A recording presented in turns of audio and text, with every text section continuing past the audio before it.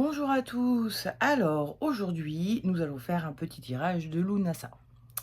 Bon, alors déjà pour commencer, je suis désolée, ces dernières semaines, j'ai pas fait. C'était la semaine dernière. Bref, je me rappelle plus depuis quand j'ai pas fait de vidéo. J'ai pas mal de boulot en ce moment, donc c'est un peu compliqué. Je m'excuse par avance de mon immense fatigue d'aujourd'hui parce que ça fait 3 jours que je dors extrêmement mal à cause de la chaleur. D'ailleurs, on voit que je luis de partout, là, je pègue, c'est affreux, c'est affreux. Enfin, c'est affreux de pas dormir. Après la chaleur, moi, je suis plutôt contente. Mais bon, bref, parce qu'on en a quand même pas mal manqué cet été, il a été un peu chelou. Bref, tout ça pour dire. Tirage de Lunasa en ce 1er août 2024. Qu'est-ce que c'est que Lunasa? C'est une des fêtes, un des sabbats de la roue de l'année. Alors, je ne sais plus si je vous avais trop expliqué. J'ai fait des reels sur mon compte Instagram pour en parler de ces fêtes. Donc, si vous voulez les retrouver, vous pouvez les retrouver dans mon compte Insta. Enfin, ce qu'on appelle la roue de l'année, c'est un ensemble de 8 fêtes qui célèbrent les solstices, les équinoxes, donc ça en fait 4, ce sont les sabbats mineurs. Et il y a 4 fêtes, pardon, d'inspiration celtique. Certaines sont avérées, étant celtiques, d'autres moins. À un moment donné, je dirais, je crois, au début du XXe siècle, on a voulu créer un espèce de calendrier avec un certain nombre de fêtes, il y en a 8 au cours de l'année, de façon à célébrer un peu les saisons, etc. Donc il y a les fêtes solaires qui sont liées au cycle du soleil, qui sont les solstices et les équinoxes, pardon. Et donc les fêtes celtisantes, on va dire, dont fait partie Lunasa. Et Lunasa, c'est la fête qui célèbre les moissons, qui célèbre les premières cueillettes. Ce sont les moissons, en général, plutôt des graminées. Donc on est plutôt sur les choses que l'on amasse, que l'on cueille, que l'on amasse, qu'on transforme en farine ou qu'on garde comme ça en grains, de façon à les garder pour se nourrir tout l'hiver. Pour manger toute l'année. C'est-à-dire que c'est pas c'est pas comme des tomates, quoi, hein. Quand on les cueille, il faut les manger dans la semaine, sinon elles vont pas tenir l'hiver. On est plus sur voilà, des aliments qui vont tenir toute l'année. Et donc, cette fête-là, alors pour plus d'informations autour de la fête de Lunasa, qu'on appelle aussi Lamas, et qu'on prononce aussi également Lugnasad ou Lugnasad, mais a priori la vraie prononciation c'est Lunasa. Si vous voulez plus d'informations, il y a des tas de gens qui ont fait des vidéos sur ces célébrations.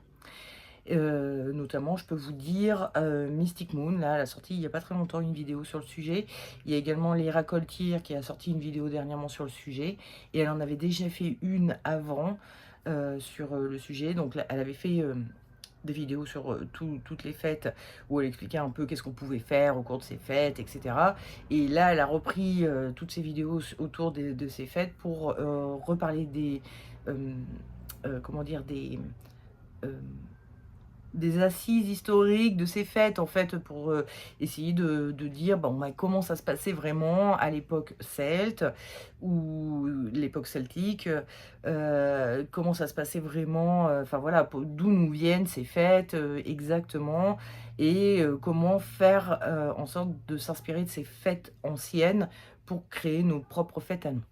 Moi, j'en suis pas là, je vais pas vous faire un cours sur le sujet, mais je voulais quand même faire un petit tirage en lien avec Lunasa parce que c'est une célébration qui est très connectée à la gratitude, au fait de célébrer et d'être heureux des récoltes que l'on fait.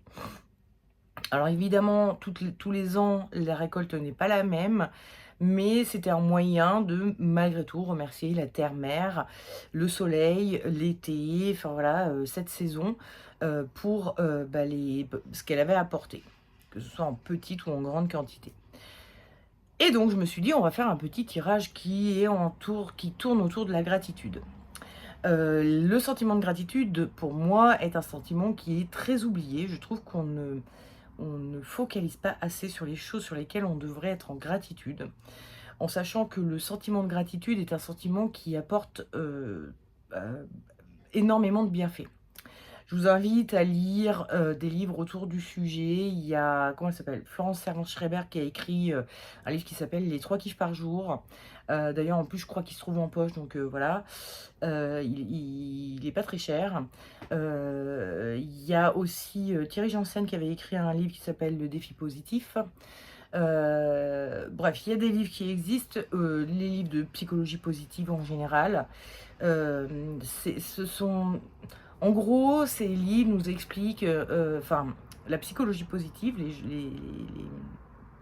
créateurs ou les initiateurs de la psychologie positive, ont fait des études, sur ce sentiment-là qui est la gratitude et ont réalisé que, c'est un sentiment qui apporte, enfin qui diminue le stress, qui apporte donc, une immunité plus grande. On se rend compte que les gens qui sont plus dans la gratitude vivent souvent plus longtemps. Donc c'est vraiment corrélé à la santé et au bien-être psychique évidemment également.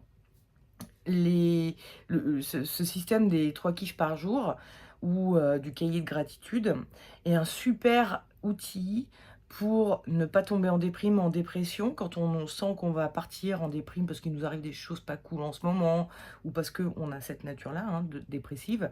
Bah, c'est un super outil. Alors c'est pas non plus miraculeux, hein, si vous êtes dépressif, vraiment, bah, évidemment, il y a peut-être, enfin, aller voir les médecins concernés, hein, qui pour, vous aider à sortir de ça. Mais bon, c'est vraiment un outil, enfin, en tout cas, moi, j'ai pu le constater, quand on rentre dans une phase où on sent on va potentiellement partir en dépression ou en grosse déprime et tout ça, ça nous sauve un peu. Après une fois qu'on y est dedans, je sais pas, là, j'ai pas d'exemple, j'ai pas je peux pas vous en dire plus. Mais en tout cas, c'est un super sentiment et je trouve qu'on n'est pas assez conscient des gratitudes que l'on a.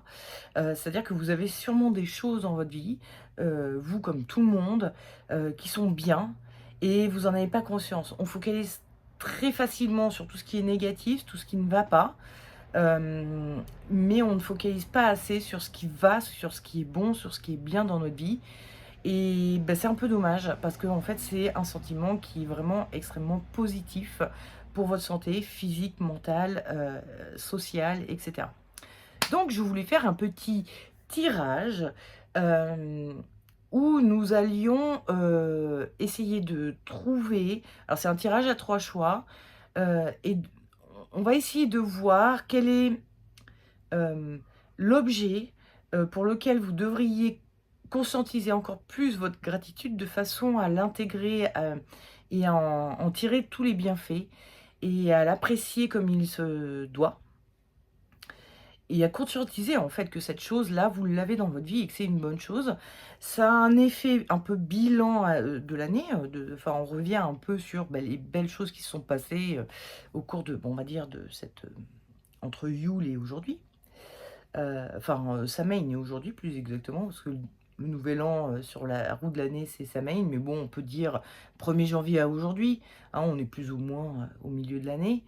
Ça peut être un espèce de bilan de demi-année, mais c'est aussi, une façon de conscientiser les choses sur lesquelles il va falloir être le plus attentif possible pour le reste de l'année.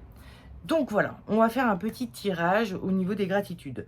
J'ai ressorti pour l'occasion mes petites runes sorcières, que j'avais fabriquées à l'époque où je fabriquais des objets, des bracelets en pierre, notamment, des runes sorcières, pardon, les petites pochettes pour mettre les petits jeux dedans, enfin bon bref, tout ça, tout ça.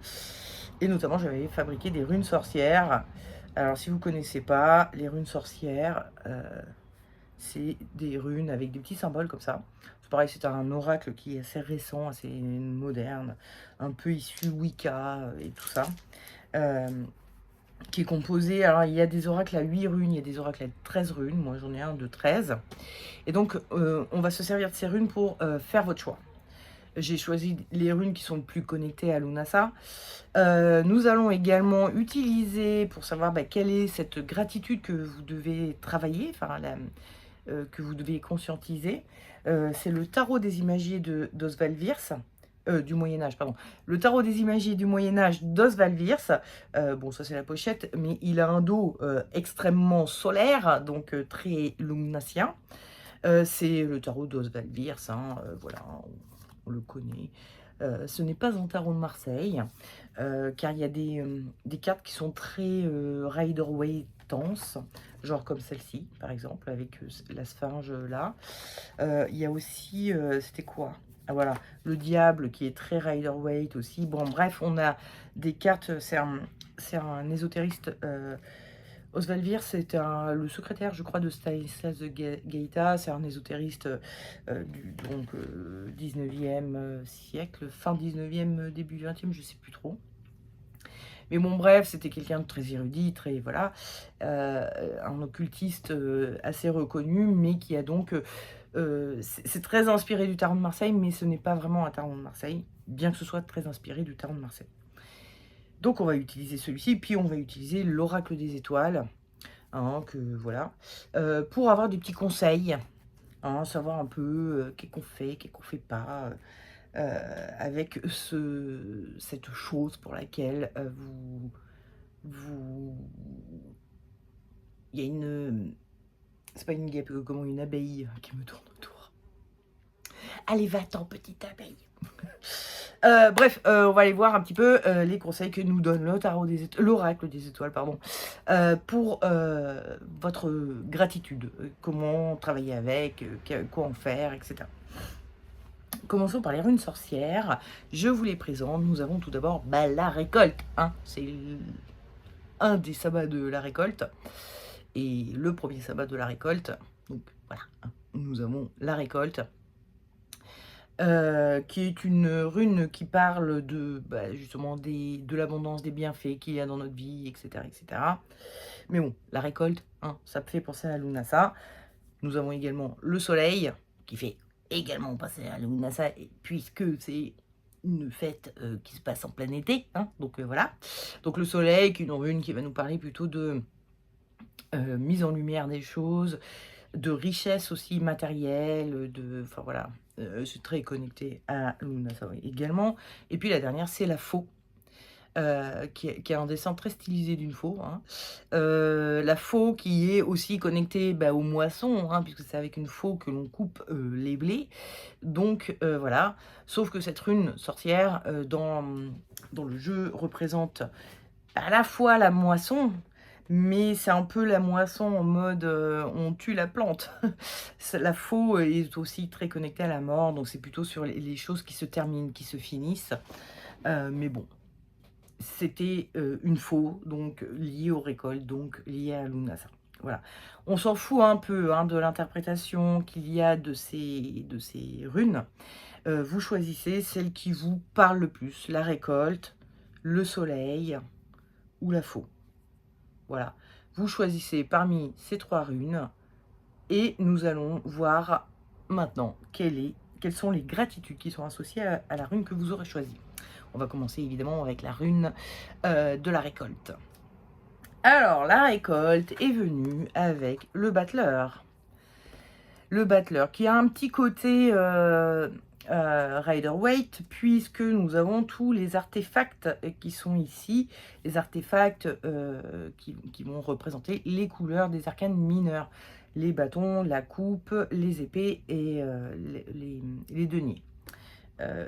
Oui, c'est un denier. Donc, oui, parce que dans le Rider-Waite, ce sont des pentacles, mais là, c'est un denier. Donc, que nous dit le battleur? En quoi peut-on être reconnaissant? De quoi peut-on être reconnaissant quand on a le battleur? Le battleur, c'est la toute première carte du jeu. C'est un débutant. C'est quelqu'un qui commence une nouvelle pratique, une nouvelle chose. Il y a quelque chose de nouveau qui est arrivé dans votre vie. Et vous n'avez peut-être pas conscience, ou alors vous avez eu conscience à ce moment-là.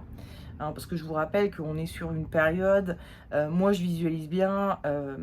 soit Yule, c'est-à-dire Noël, hein, en gros, soit 1er janvier, mais bon, bref, le début d'année, il y a quelque chose de nouveau qui est arrivé dans votre vie.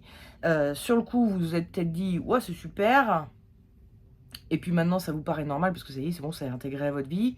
soit carrément ça vous est passé un peu au-dessus de la tête, vous vous êtes même pas rendu compte que, en fait, il y avait cette nouvelle chose qui était arrivée dans votre vie et qui a priori, est plutôt, bénéfique.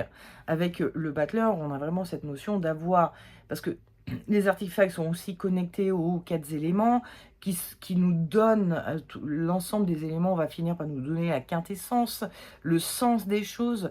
C'est aussi tout la complémentarité, c'est-à-dire qu'il ne manque plus rien quand on a tous les éléments avec nous. Donc il y a vraiment cette notion de ça apporte quelque chose, ça nous apporte quelque chose, cette nouveauté et on n'en a pas tout à fait conscience, on ne se rappelle pas ou on n'a pas conscience que, cette chose nouvelle qui est entrée dans notre vie nous a quand même bien, complété notre vie. Voilà. Nous allons voir maintenant avec l'oracle des étoiles, pardon, comment dire? Le conseil que nous donne l'oracle des étoiles pour travailler avec cette gratitude de cette nouveauté, pour intégrer le mieux possible cette nouveauté, enfin conscientiser le plus possible cette nouveauté dans la gratitude. C'est pas très clair ce que je raconte.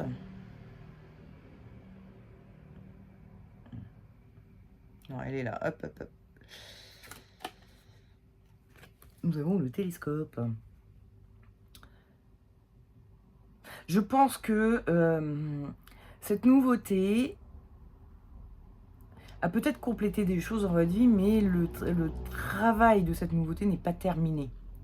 Par exemple, imaginons, vous rentrez dans une nouvelle société et votre salaire est plutôt le salaire de base de la société, donc le SMIC de la société. Je ne dis pas que c'est le SMIC quand je parle de la société, je ne parle pas de la société française, hein, je parle de l'entreprise dans laquelle vous êtes rentré. Ok, vous rentrez, bref, c'est nouveau. Vous gagnez de l'argent, hein, donc vous avez quand même une forme de... Enfin, il y a des choses qui rentrent dans votre porte-monnaie, donc il y a cette complémentarité, cette complétude qui arrive, mais vous n'avez pas conscience que c'est vraiment quelque chose de bien dans votre vie parce que vous ne voyez pas encore plus loin. Ça peut être, vous ne réalisez pas à quel point vous allez apprendre des choses au sein de cette entreprise et donc progresser, évoluer. Vous ne vous rendez pas compte que dans cette entreprise, il y a des possibilités de carrière qui vous permettront de monter en statut, en grade et de gagner de plus en plus d'argent. Et peut-être que en fait, vous ne voyez pas suffisamment loin, ou en tout cas l'oracle des étoiles vous invite à regarder plus loin et à vous dire, là aujourd'hui, c'est peut-être pas encore tout à fait parfait, cette nouveauté n'a pas encore complètement bouleversé ta vie, mais n'oublie pas l'avenir que te promet cette nouveauté. Il y a quelque chose qui va sûrement arriver grâce à cette chose nouvelle qui est arrivée dans votre vie et sur laquelle, enfin, qu'il ne faut pas que vous oubliez et qu'il ne faut pas que... Ouais, c'est ça, qu'il ne faut pas que vous oubliez et sur laquelle il faut que vous vous concentriez. Restez connecté à cette nouveauté, à la gratitude par rapport à cette nouveauté et à tout ce qu'elle va vous apporter dans le futur. Ce n'est pas encore fait, mais ça va venir. Nous allons passer au tirage de ceux qui ont choisi le soleil. La gratitude, enfin, la chose pour laquelle le tarot oh putain, j'arrive jamais à m'en souvenir, des imagiers du Moyen-Âge vous invite à conscientiser, c'est pardon, hop là, les étoiles. Alors, les étoiles, alors déjà c'est les étoiles au lieu de l'étoile. Dans le Rider-Waite, ce sont les étoiles. Dans le tarot de Marseille, c'est l'étoile. Bref, elle ressemble néanmoins quand même pas mal à la carte de l'étoile du tarot de Marseille. Et nous voyons donc cette femme qui est nue, qui s'est mise à nu, et qui vide des jarres d'eau par terre et dans une rivière ou dans un lac, on ne sait pas trop. Donc il y a une forme de mise à nu et une forme de je lâche les vannes, l'eau représentant également un peu les émotions, les choses dont il fallait, enfin les émotions qu'il fallait lâcher, qu'il fallait laisser sortir, partir. Vous avez certainement fait un travail sur vos émotions au cours de cette année. qui porte ses fruits. Mais vous n'avez pas encore conscience et par le travail des émotions, c'est une forme de mise à nu, effectivement. On se met à nu, soit vis-à-vis de nous-mêmes, soit vis-à-vis d'un thérapeute, éventuellement. Mais on a voilà, ces émotions ont réussi à être lâchées grâce à un travail que vous avez fait et bah, voilà, hein, le tarot des imagiers du Moyen Âge vous invite aïe, ouh, je me suis cogné les doigts de pied et le genou en même temps, donc tout qui fait mal là. Bref, le tarot des imagiers du Moyen Âge. Le tarot de Vierce, on va dire, hein, ça va être plus simple.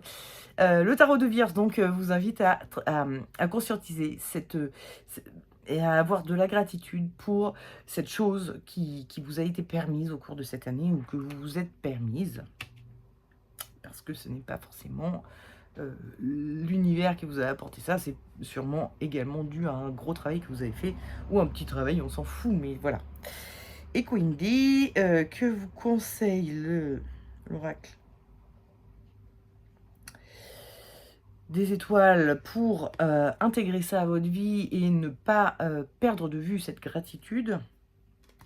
Ça vous dit la colombe. Bon, la colombe, c'est la paix, hein, c'est le symbole de la paix. Vous avez peut-être oublié le moment où vous avez vidé les vannes, le moment où ces émotions sont enfin sorties et comment dire, tout le travail que vous avez fait pour ça. Mais n'oubliez pas la paix que vous ressentez aujourd'hui. Et c'est une paix qui est en lien avec... parce que c'est un symbole de paix, la colombe, mais c'est un symbole de paix également entre deux personnes. C'est pas que une paix intérieure. C'est surtout, après la guerre vient la paix. C'est-à-dire, c'est entre guillemets, vis-à-vis de quelqu'un d'autre. Et vous avez peut-être des relations et oui, c'est ça, des relations avec les autres qui sont beaucoup plus apaisées depuis que vous avez lâché ces émotions. On a parfois des émotions qui sont engrammées et qui nous font réagir ou surréagir à des choses de façon disproportionnée, inappropriée. Parce que c'est intégré en nous, on a vécu un traumatisme, ça peut être le nôtre ou un traumatisme transgénérationnel, mais toujours est-il qu'il y a quelque chose en vous qui vous fait réagir ou surréagir à une situation, alors que les autres autour de vous disent mais calme-toi, ça va, tout va bien. Et vous, non, vous n'étiez pas capable et ça vous mettait en conflit ou ça vous mettait en confrontation avec les autres. Et aujourd'hui, ce n'est plus le cas. Donc, pour intégrer ça et ne pas oublier toute la gratitude que vous avez à ressentir par rapport à tout ce travail que vous avez fait sur vous-même et au lâchage d'émotions que vous avez laissé sortir de vous et permis de circuler à nouveau et de plus vous bloquer, bah, c'est à travers votre relation aux autres qui est bien plus apaisée. Donc voilà, n'oubliez pas d'éprouver de la gratitude pour ce grand travail que vous avez fait à travers les relations apaisées que vous avez grâce à ce travail que vous avez fait.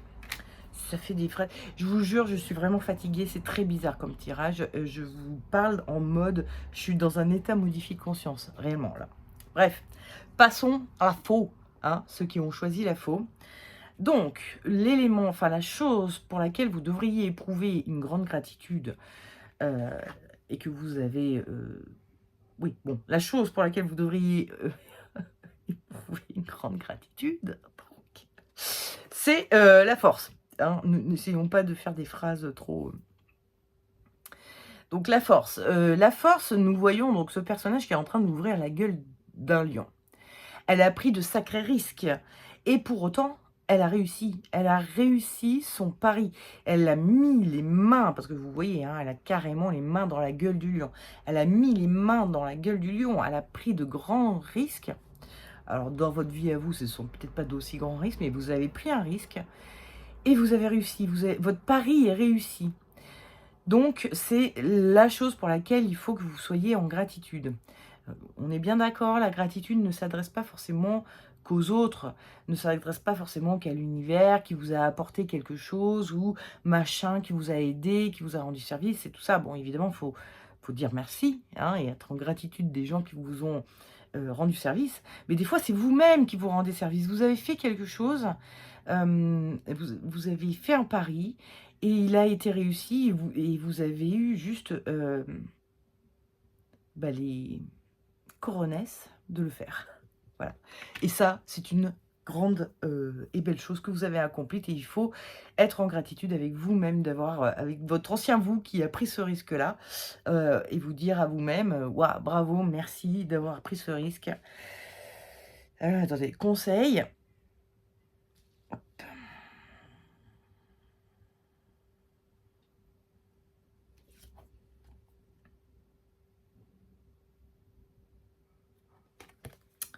Nous avons la Vierge. Alors attendez, je vais essayer.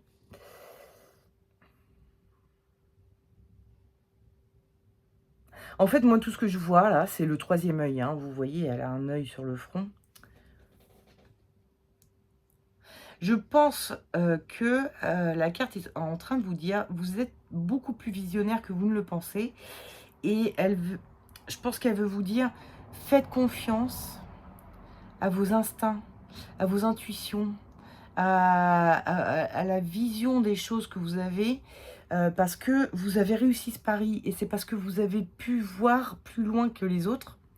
C'est parce que vous avez vu au-delà des éventuelles difficultés et des éventuels dangers que vous courriez». On parle de danger, bon, hein, enfin, à moins que vous soyez acrobate, cascadeur ou je ne sais quoi, j'ose supposer que vous n'avez pas risqué votre vie, mais vous avez peut-être risqué de perdre un peu d'argent. Vous avez peut-être risqué de, je sais pas, d'aller dans un lieu, vous avez choisi un lieu de vacances, qui est pas, réputé pour son beau temps et puis en fait il a fait beau. Vous avez pris des risques quoi. C'est pas forcément un truc de fou quoi, hein, mais bon. Mais vous êtes, l'oracle des étoiles vous dit: ayez confiance en votre instinct. Votre instinct ne vous trompe pas. Vous avez une vision qui est plus claire que vous ne le croyez. Et quand vous prenez des risques, en fait, c'est que au fond de vous, vous savez que vous avez raison. Et enfin, quand vous prenez des risques, ou du moins quand vous avez envie de prendre des risques, c'est qu'au fond de vous, vous savez que vous avez raison et donc faites-vous confiance et continuez à travailler cette intuition, cet instinct pour continuer à prendre des risques et continuer à prospérer et à voir les belles choses que vous apportent ces prises de risques parce que, évidemment, pour évoluer, changer,